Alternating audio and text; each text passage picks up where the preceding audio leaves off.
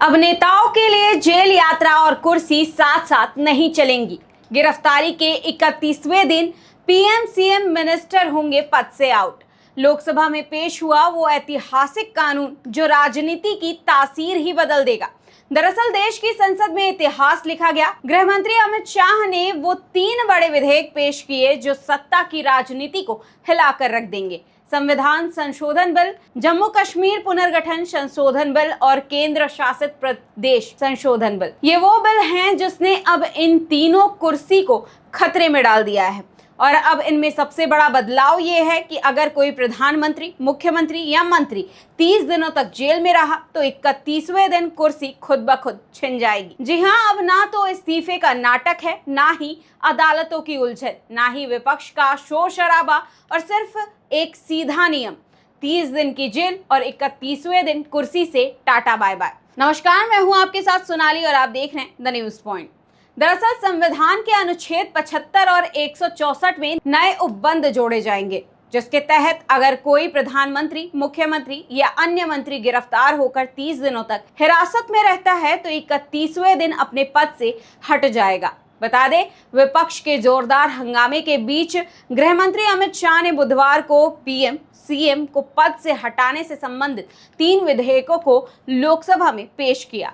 तो आइए अब समझते हैं कि मौजूदा कानून में उच्च पदों पर बैठे लोगों को हटाने की प्रक्रिया क्या है और ये नया नियम क्या बदलाव लाएगा। अब जानते हैं कि कौन कौन से ये 3 विधेयक हैं। दरअसल सरकार ने बुधवार को लोकसभा में संविधान संशोधन बिल, जम्मू कश्मीर पुनर्गठन संशोधन बिल और केंद्र शासित प्रदेश संशोधन बिल पेश किया, जिसमें संविधान के अनुच्छेद 75 और 164 में नए प्रावधान जोड़े जाने का प्रस्ताव रखा गया, जिसके तहत यदि प्रधानमंत्री, मुख्यमंत्री या कोई मंत्री गंभीर आपराधिक मामले में गिरफ्तार होता है और 30 दिनों तक हिरासत में रहता है तो 31वें दिन वो स्वतः अपने पद से हटा दिया जाएगा। अब आपको बताते हैं कि गिरफ्तारी के बाद ये नियम तुरंत कैसे लागू होते हैं।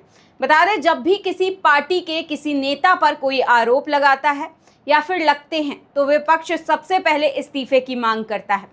अब इस बिल के आने के बाद विपक्ष को इस मुद्दे पर कुछ भी करने की जरूरत नहीं है, और अगर किसी भी नेता ने कोई अपराध किया है और पुलिस उन्हें गिरफ्तार करती है तो तुरंत उन पर यह नियम लागू हो जाएगा। ये नियम कानून व्यवस्था को मजबूत करने और सरकार में पारदर्शिता और नैतिकता को बढ़ावा देने का उद्देश्य से लाया गया है। वहीं ये भी बता दें कि प्रस्तावित कानून क्या कहता है। प्रस्तावित कानून कहता है कि जिन मंत्रियों पर गंभीर आरोप लगे हों, जिनमें 5 साल या फिर इससे ज्यादा की सजा होती है, तो उनमें हटाए जाने का ये नियम लागू होता है, जिसके तहत यदि कोई राज्य मंत्री, मुख्यमंत्री 30 दिनों तक हिरासत में रहता है और उसे 30 दिनों तक बेल नहीं मिलती है तो उन्हें तुरंत पद त्यागना होगा। गिरफ्तार होने के 30 दिन बाद भी अगर इस्तीफा नहीं दिया गया तो 31वें दिन उन्हें पद से हटा हुआ माना जाएगा। अब खास बात यह है कि अगर प्रधानमंत्री, मुख्यमंत्री या मंत्री बाद में निर्दोष साबित होते हैं तो उन्हें दोबारा नियुक्ति का मौका भी मिल सकता है। इस अधिनियम का मकसद ये सुनिश्चित करना है कि गंभीर अपराधों के आरोपी व्यक्ति उच्च पदों पर ना रहें, जिससे जनता का सरकार पर भरोसा भी बना रहे। वहीं आपको ये भी बताते हैं कि मौजूदा कानून में क्या प्रावधान किए गए हैं। वर्तमान में संविधान के अनुच्छेद 361 के तहत राज्यपाल और राष्ट्रपति को कुछ मामलों में गिरफ्तारी से छूट प्राप्त है।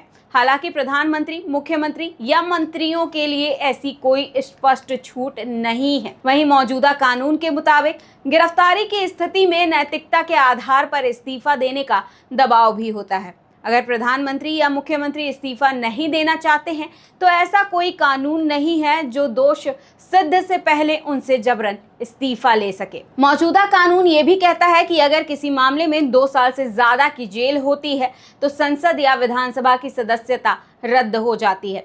इस सूरत में व्यक्ति प्रधानमंत्री या मुख्यमंत्री नहीं रह सकता है।